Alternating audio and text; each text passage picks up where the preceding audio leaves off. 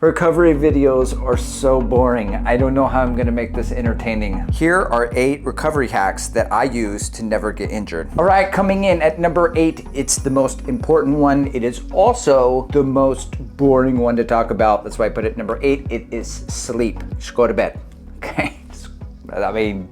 Go to sleep, just go to bed on time. Now, they do make some magical dust called triple magnesium. You can get it from the feed. It's by this company Pillar, and it aids your sleep and recovery by wringing out a little bit more deep sleep and sometimes giving you the which makes you lighter and increases your VO2 max. Okay, jokes aside, taking a scoop of this stuff and sleeping 6 hours a night is not gonna equal 8 hours. You just need to go to bed on time. Okay, coming in at number 7, we have nutrition.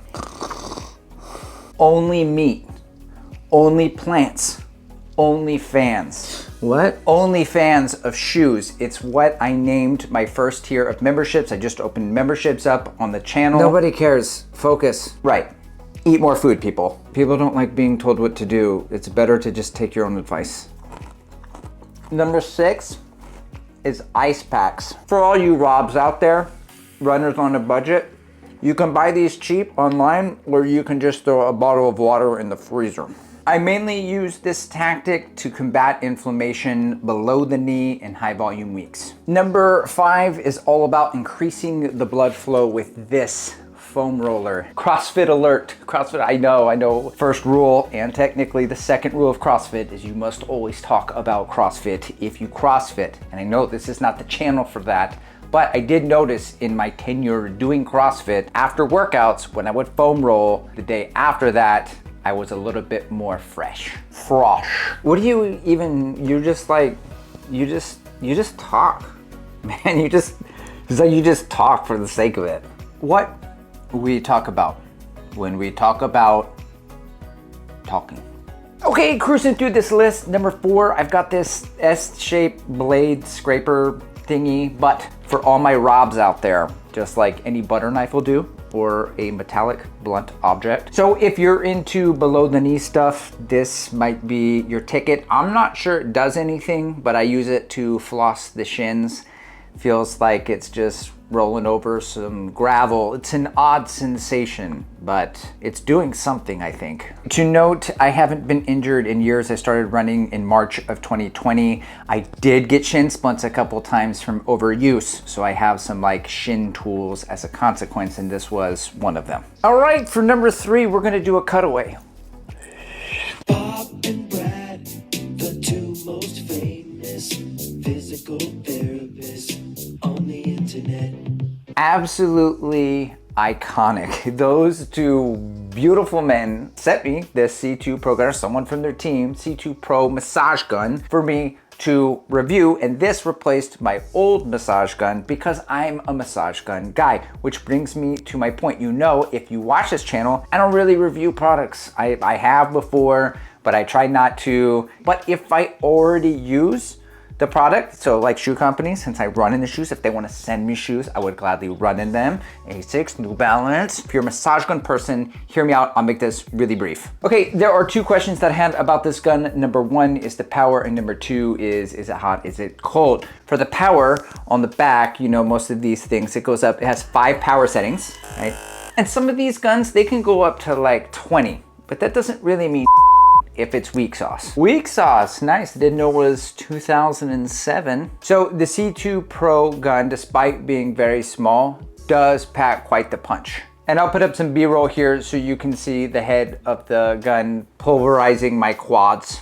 Regarding the second question, on the heat setting, could be better. Okay, just meh. And for the cold, surprisingly really good. Is it gonna be as cold as an ice pack? No, but it's still really good.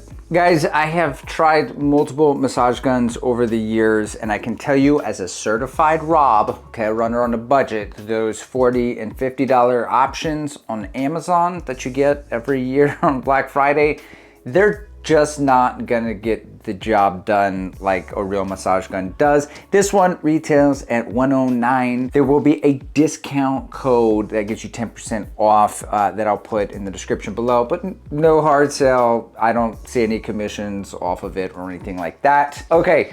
Number 2, and actually this is where it gets kind of interesting. This is, I haven't seen this one in other running recovery videos. And trust me, I watch them all, even though I know they're gonna say the same thing, go to bed on time, right? But number 2 for me, to help me in my recovery from running, is that I run. Recovery runs. Now, wouldn't I just benefit from taking a day completely off rather than going for a zone 1 run, you say? But you don't say, but I say for you because I'm the one making the video. I used to think so. I used to say, I would say yes, because for many years of my running career, I used to always take at least one day off instead of going out for these recovery runs. And I used to think everybody who runs every day has a problem and they're idiots. Then I became an idiot and I was running every day and I found it to be more beneficial. I got more blood flow going to the muscles, putting a little bit of tension on the body, but not too much. I guess it prevents my body from getting too tight. Regardless, when I return to running the following day, I always feel much better. Okay, we have finally arrived at my number 1 approach to running recovery, and it's gonna be strength training, but not strength training, not the traditional sense of the word. I'm not talking about squats and deadlifts, okay? Because I think about maybe 4 different types of strength training, right? So I've got hypertrophy, like building muscle. I'm gonna do sets of 6 to 20, and I'm gonna lift to failure, and I'm gonna get bulky bodybuilders, right? There's one. The second one might be like traditional strength training, where I'm lifting really heavy 2 times to 5 times. And the muscle that I have, I'm maximizing that strength to get stronger, right? Number 3, I would say explosive power, plyometrics, more like what sprinters would do. I'm not talking about doing power cleans. The 4th one, the thing that I am talking about, I will call it tension training. And what tension training is, there are just like some common denominator like trait, is that I don't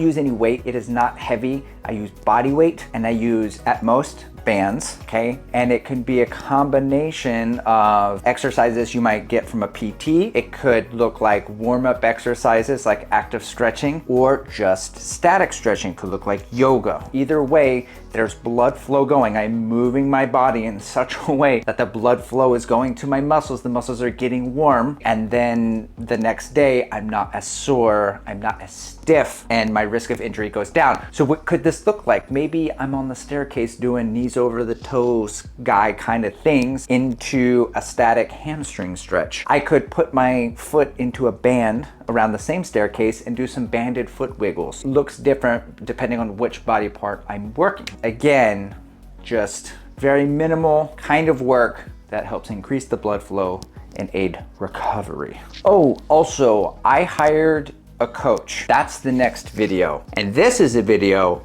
without an abrupt ending. You gotta get the watch time hours. Watch time hours.